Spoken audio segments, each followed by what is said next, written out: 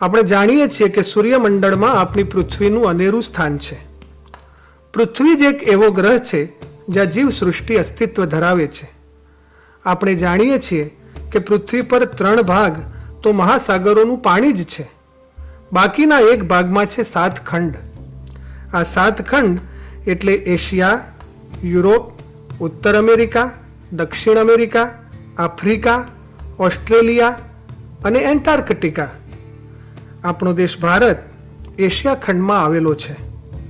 ભારત દેશ પણ ભાતીગળ લોક સંસ્કૃતિ ધરાવતો વિશાળ અને વિરલ દેશ છે.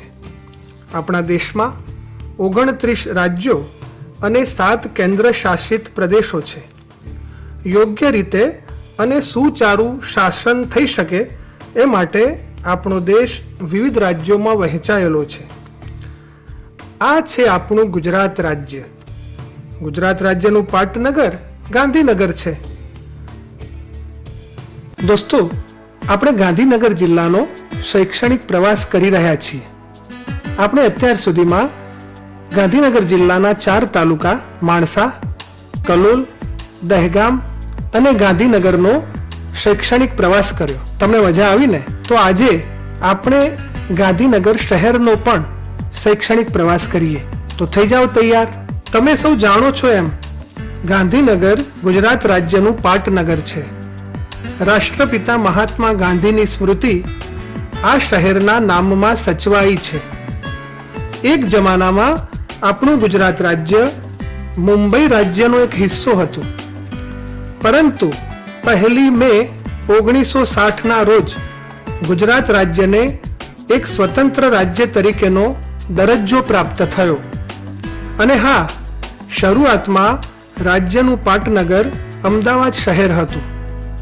તત્કાલીન આગેવાનો દ્વારા અમદાવાદથી ઉત્તરે 24 કિલોમીટર દૂર ગાંધીનગર શહેર વસાવવામાં આવ્યું. અને દોસ્તો, આ છે આપણા ગાંધીનગર શહેરની એક ઝલક. વિશાળ રાજમાર્ગો અને અદ્ભુત વૃક્ષોથી આપણું શહેર શોભી ઉઠે છે. ગાંધીનગરને ક્લીન સિટી અને સાથે સાથે ગ્રીન સિટી પણ કહેવામાં આવે છે. જુઓ, સાબરમતી નદીનો આ પહોળો પટ, નદી પરનો આ પુલ ગાંધીનગર અને દહેગામ તાલુકાના ગામડા સાથે આપણા શહેરને જોડે છે. ગાંધીનગર શહેરની નગર રચના અદ્ભુત અને સુનિયોજિત છે. આ શહેર કુલ 30 સેક્ટરોમાં વિભાજિત છે. ક માર્ગથી જ માર્ગ સુધીના ઊભા 7 રોડ છે. એવી જ રીતે આ દરેક માર્ગ પર 0 થી લઈને 7 સુધીના સર્કલ છે. ઉત્તરે પેથાપુર તેમજ દક્ષિણે કોબા, સરગાસણ આદિ ગામડા પર્યંત હવે તો આ શહેર વિકસી રહ્યું છે. આ છે ગાંધીનગર શહેરનું મધ્યસ્થ બસ સ્ટેશન, જેને પથિકાશ્રમ પણ કહેવામાં આવે છે. ગ માર્ગ પરના 3 નંબરના સર્કલ પાસે આવેલ પથિકાશ્રમ જિલ્લા અને તાલુકાના લોકોને તેમજ શહેરના નાગરિકોને એસટી બસની સુવિધા પૂરી પાડે છે. શહેરનું રેલવે સ્ટેશન ખ માર્ગ પર આવેલું છે. અહીંથી રાજ્ય તેમજ દેશના જુદા જુદા સ્થળોએ જવાની સુવિધા મુસાફરોને મળતી રહે છે. ચાલો દોસ્તો, હવે આગળ વધીએ, કારણ કે શહેરની અનેક સંસ્થાઓ આપણે નિહાળવાની છે. શ્રી વિઠ્ઠલભાઈ પટેલ વિધાનસભા ગૃહ ચ માર્ગ પર 4 નંબરના સર્કલ પર આવેલું છે. અહીં આવેલા આ ભવ્ય મકાનો સચિવાલયના છે. આપણા રાજ્યનો વહીવટ પણ અહીંથી જ ચાલે છે. જૂનું સચિવાલય ડોક્ટર જીવરાજ મહેતા ભવન તરીકે ઓળખાય છે. તે પણ નજીકમાં જ આવેલું છે. તેમજ રાજ્ય મધ્યસ્થ ગ્રંથાલય સેક્ટર 17માં આવેલું છે, જેની સાવ નજીકમાં જ નગરનો ટાઉન હોલ છે, જે ગાંધીનગરના નાગરિકોને સાંસ્કૃતિક ચેતના પૂરી પાડે છે. સેક્ટર 20માના જ માર્ગ પર મંત્રીશ્રીઓના નિવાસસ્થાન તેમજ ચ 5 પાસે સેક્ટર 21માં સદસ્ય નિવાસ છે. ગુજરાત રાજ્ય શાળા પાઠ્યપુસ્તક મંડળ પણ સેક્ટર 10માં આવેલી સરકારી સંસ્થા છે, જે તમારા સૌ માટે પાઠ્યપુસ્તકો પ્રગટ કરે છે. આ ઉપરાંત સેક્ટર 17માં આવેલ સર્વ શિક્ષા અભિયાન મિશન પણ રાજ્ય કક્ષાની મહત્વની સંસ્થા છે. તેવી જ રીતે G3 સર્કલ પર આવેલ યુનિસેફ તો વિશ્વ કક્ષાની સંસ્થાની જ એક શાખા છે. સેક્ટર 17માં આવેલી ગુજરાત સાહિત્ય અકાદમી પણ રાજ્ય કક્ષાની સરકારી સાહિત્યિક સંસ્થા છે.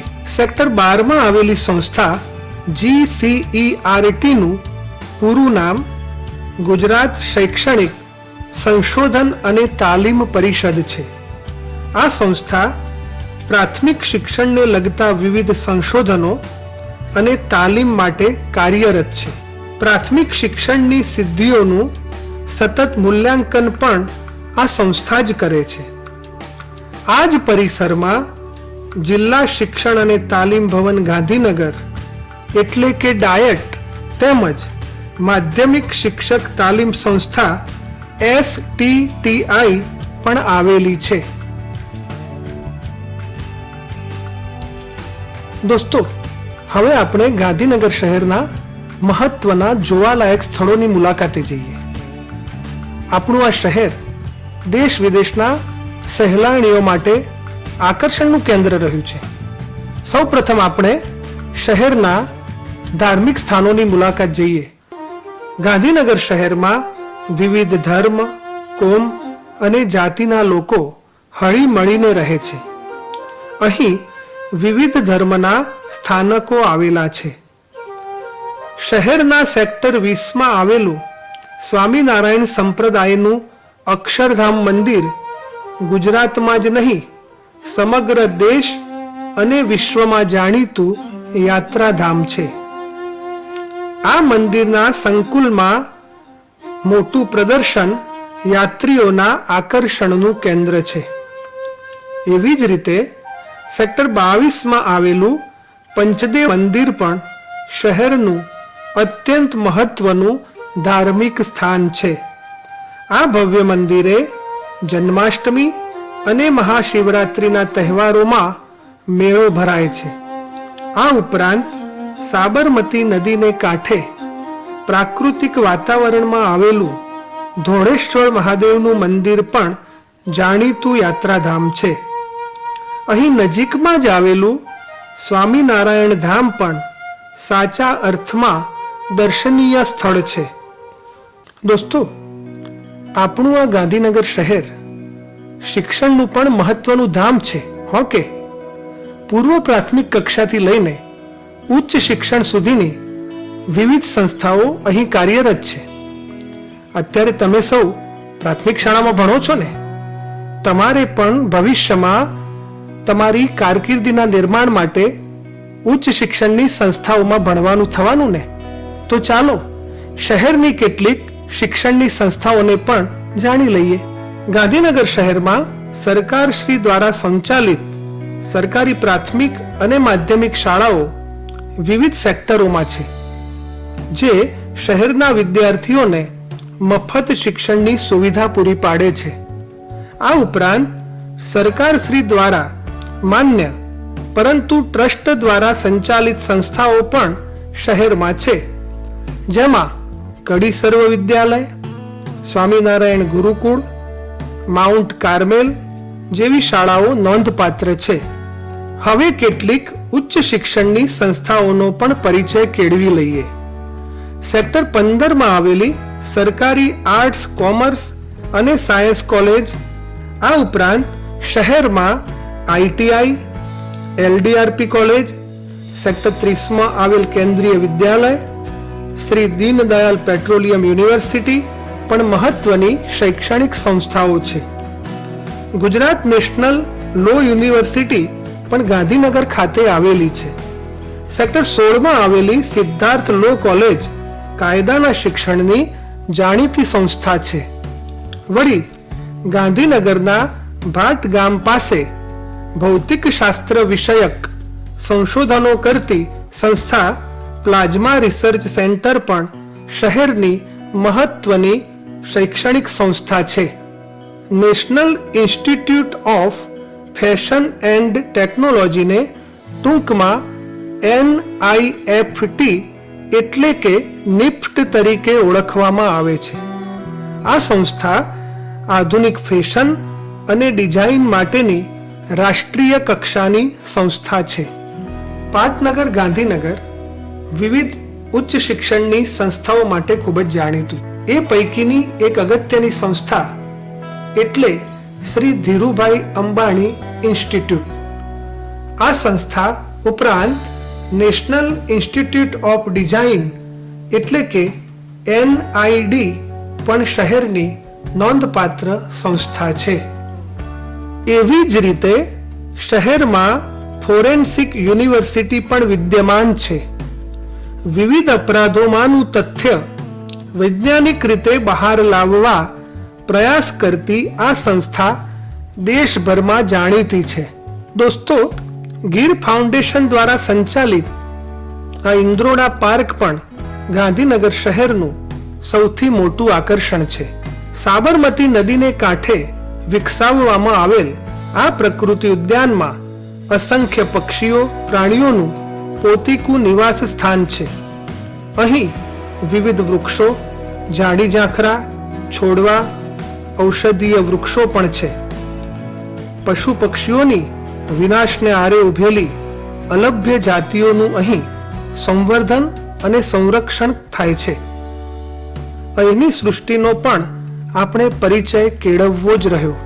તો દોસ્તો, થોડીક ઉતાવળ કરીએ. શું છે કે આપણે સેક્ટર 28ના બાલોદ્યાનને પણ જોવાનું છે ને? તો થઈ જાવ તૈયાર. આ ઉદ્યાન તો તમારા સૌ માટે એટલે કે બાળકો માટે છે. અહીં ફૂલ છોડ, વૃક્ષો ઉપરાંત લીલીછમ લોન ઉગાડવામાં આવી છે. બાળકો માટે રમતો અને મનોરંજનના વિવિધ ઉપકરણો પણ અહીં મોજૂદ છે. અને હા, મિની ટ્રેન તો અહીંનું ખાસ આકર્ષણ છે. મિની ટ્રેનમાં બેસીને ઘૂમીએ ત્યારે ખબર પડે કે આ ઉદ્યાન કેટલો વિશાળ છે. ગાંધીનગર શહેરનું અન્ય એક નજરાણું એટલે મહાત્મા ગાંધી મંદિર. વિધાનસભા ગૃહની સામે પરંતુ ખ રોડ પાસે આવેલ આ સ્મારક ગાંધી યુગની યાદ તાજી કરાવે છે. અહીંની દાંડી કુટીર જોતા તો તરત જ આપણી આંખ આગળ રાષ્ટ્રપિતા મહાત્મા ગાંધી આવી ઊભે છે. આપણને તરત જ ગાવાનું મન થઈ જાય કે દે દી હમે આઝાદી बिना खड़ग बिना ढाल साबरमती के संत तूने कर दिया कमाल. મહાત્મા મંદિર એટલે ભવ્યતા અને દિવ્યતાનો સમન્વય, સાદગી અને સચ્ચાઈનો પર્યાય. રાષ્ટ્રપિતા મહાત્મા ગાંધીજીની સ્મૃતિને હૃદયમાં સાચવીને આપણે પુનિત વન ભણી જઈએ. દોસ્તો, આપણી ભારતીય સંસ્કૃતિ કૃષિ અને ઋષિ સંસ્કૃતિ છે. માનવ સંસ્કૃતિનો ઉદ્ભવ અને વિકાસ પણ નદી કાંઠે વનમાં જ થયો હતો ને. પુનિત યાને કે પવિત્ર. અહીંની મુલાકાત લેનાર તન, મન અને હૃદયની શાતા અચૂક પ્રાપ્ત કરે. અહીંની રચના તો જુઓ. આકાશના નક્ષત્રો જાણે ભૂમિ પર ઉતરી આવ્યા ન હોય. તો ચાલો અહીંના શુદ્ધ પ્રાણવાયુને આપણા ફેફસામાં ભરી લઈને આપણે સરિતા ઉદ્યાનને પણ જોઈ લઈએ. સરિતા ઉદ્યાન કેવો મજાનો શબ્દ છે. સરિતા પણ ખરી ને ઉદ્યાન પણ ખરું. અહીંની પ્રાકૃતિકતાને પણ માણી લઈએ. કવિએ ગાયું છે ને કે માણ્યું તેનું સ્મરણ કરવું એ છે એક લાવો.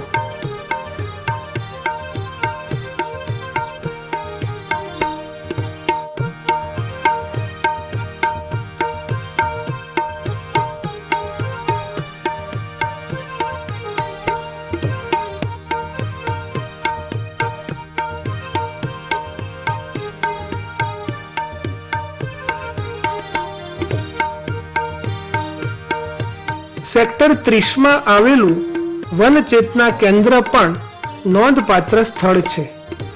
સાબરમતી નદીને કિનારે આવેલું આ પ્રાકૃતિક સ્થળ છે, જ્યાં જુદા જુદા છોડ, વૃક્ષ અને વેલાનો ઉછેર કરવામાં આવે છે. સાથે સાથે આ કેન્દ્ર દ્વારા વૃક્ષારોપણની પ્રવૃત્તિઓને ઉત્તેજન આપે તેવા સેમિનારો પણ યોજવામાં આવે છે. ગાંધીનગરના સેક્ટર 21 સરકારી જિલ્લા પુસ્તકાલય આવેલું છે. અહીં પુસ્તકાલય ઉપરાંત વાંચનાલયની પણ સુવિધા છે. શહેરની અન્ય કેટલીક મહત્વની સંસ્થાઓથી પણ માહિતગાર થવું જરૂરી છે. સેક્ટર 30 સાબરમતી નદી પાસે થર્મલ પાવર સ્ટેશન આવેલું છે. તમે આસપાસના ગામડામાંથી પણ આનું દ્રશ્ય નિહાળ્યું હશે અને બોલ્યા હશો કે એ ગાંધીનગર દેખાય, ખરું ને? ગાંધીનગર શહેરની વિશેષતા તેના વિવિધ માર્ગો અને દરેક માર્ગ પરના સર્કલને પણ ગણાવી શકાય. આ બધા જ સર્કલને જુદે જુદે નામે ઓળખવામાં આવે છે. અને આ છે બાળ વિશ્વવિદ્યાલય, એટલે કે તમારા સરખા બાળકો માટેનું પોતીકું વિશ્વવિદ્યાલય. સેક્ટર 20 આવેલ આ ચિલ્ડ્રન યુનિવર્સિટીમાંથી બાળ વિશ્વ નામનું સામયિક પણ પ્રગટ થાય છે. બાળ વિશ્વવિદ્યાલય સમગ્ર ગુજરાત રાજ્યના બાળકોની આંતરિક શક્તિઓને, તેમની સર્જનાત્મકતાને ખીલવવાની પ્રવૃત્તિઓ કરતું વિદ્યાલય છે. સેક્ટર 13 આવેલું શિક્ષક ભવન ગુજરાત રાજ્યના પ્રાથમિક શિક્ષકો માટેનું ભવન છે, જ્યાં દૂર દરાજથી પાટનગરની મુલાકાતે આવતા વિદ્યાર્થીઓ તેમજ શિક્ષકોને રાતવાસાની સગવડ પૂરી પાડે છે. દોસ્તો, ગાંધીનગર શહેર પ્રાકૃતિક શહેર છે, હરિયાળું શહેર છે. એનો અર્થ એવો નથી કે ધંધા રોજગારની રીતે પાછળ છે. અહીં વિવિધ ઉદ્યોગ ધંધા પણ ફૂલ્યા ફાલ્યા છે. સેક્ટર 25, સેક્ટર 26 અને સેક્ટર 28 જીઆઈડીસી આવેલી છે.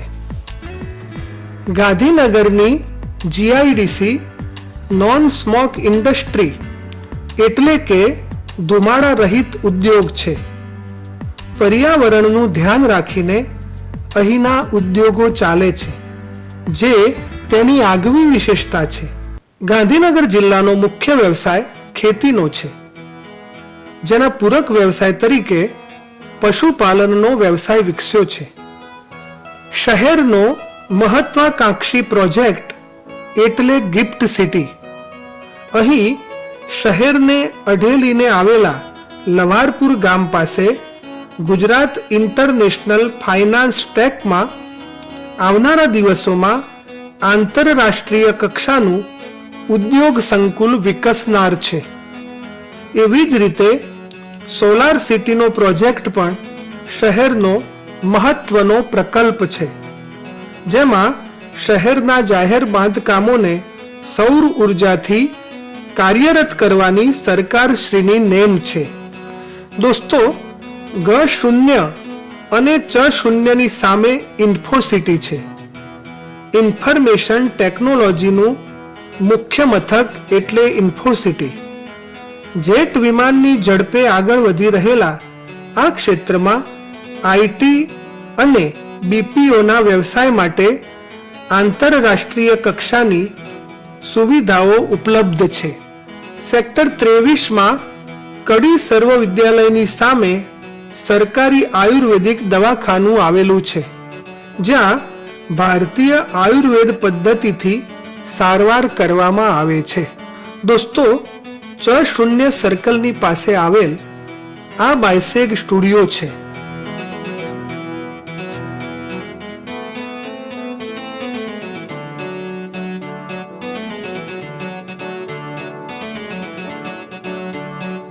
તમારી શાળામાં બેસીને તમે એલઈડી પર જે નિદર્શન પાઠ નિહાળો છો તે અહીંથી જ પ્રસારિત થતા હોય છે. સરકારશ્રી દ્વારા ચાલતો આ સ્ટુડિયો શિક્ષણ ઉપરાંત અન્ય ક્ષેત્રોને લગતા કાર્યક્રમો પણ રજૂ કરે છે. સ્મશાન એટલે કે અંતિમ ધામ પણ શું યાત્રાધામ હોઈ શકે? ગાંધીનગરના સેક્ટર 30માં આવેલું મુક્તિધામ નૈસર્ગિક અને શાંતિપ્રદ સ્થાન છે. અહીં વિવિધ દેવદેવીઓ તથા સંતોની પ્રતિમાઓ ઉત્તમ જીવન જીવવાની પ્રેરણા આપે છે.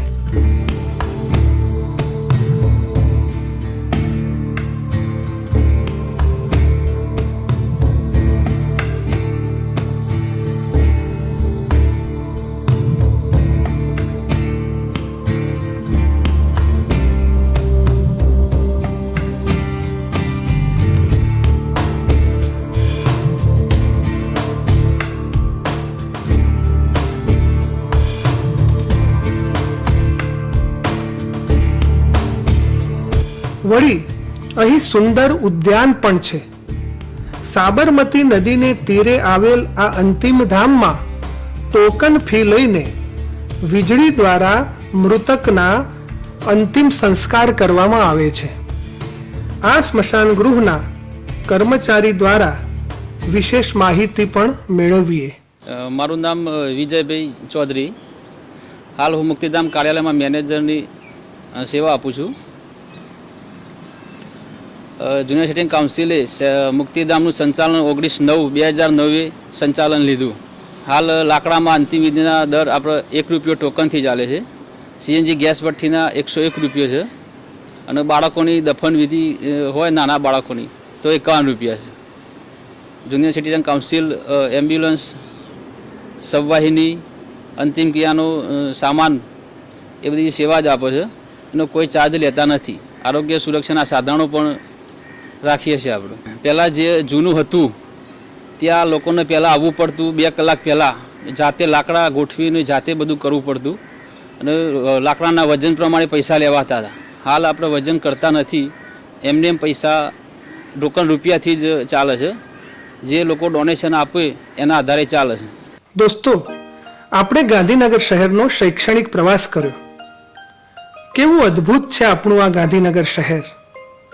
તમે અહીંની વિવિધ સંસ્થાઓથી પરિચિત બન્યા, જોવાલાયક સ્થળો જોયા, ધાર્મિક અને શૈક્ષણિક સંસ્થાઓને પણ આપણે નજીકથી નિહાળી.